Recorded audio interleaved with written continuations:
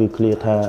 ចូលសិល្បៈក៏មិនភ្លេចមិត្តចាស់បងប្អូនច្រើនណាស់ធ្លាប់លេងក្នុងចម្បាំងបាទគឺ inspire មែនតើដោយសារមានពួកម៉ាក់ខ្ញុំម្នាក់គាត់សរសើរខ្ញុំកន្លែង clear ត្រង់នឹងមួយគឺវាទទួលបាន respect អញ្ចឹងខ្ញុំក៏នឹកឃើញអូហេតុអីបានមិនយកវាមកធ្វើជាបទមួយបណ្ដោយទៅហើយដំណើរនៃការផលិតបទនេះគឺវាញ៉ៃតិចដែរដំបូងឡើយគឺស្របពេលដែលខ្ញុំត្រូវទៅច្រៀងនៅបារាំងបាទគីមចាប់ពីរងគាត់បានតំណែងមកខាង Club Johan ថាចង់ collab មួយគ្នាហើយគាត់មើលទៅឃើញខ្ញុំហ្នឹង fit style របស់គាត់ជាងគេបាទអញ្ចឹងគាត់ក៏បានរើសយកខ្ញុំហើយក៏ខ្ញុំបានទៅ concert នៅបារាំងអីចឹងទៅក៏បាន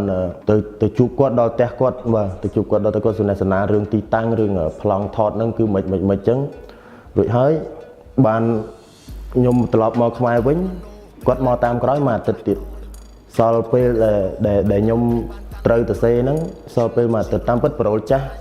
មានហើយខ្ញុំទៅសេហើយមុនទៅជួបគាត់ហ្នឹង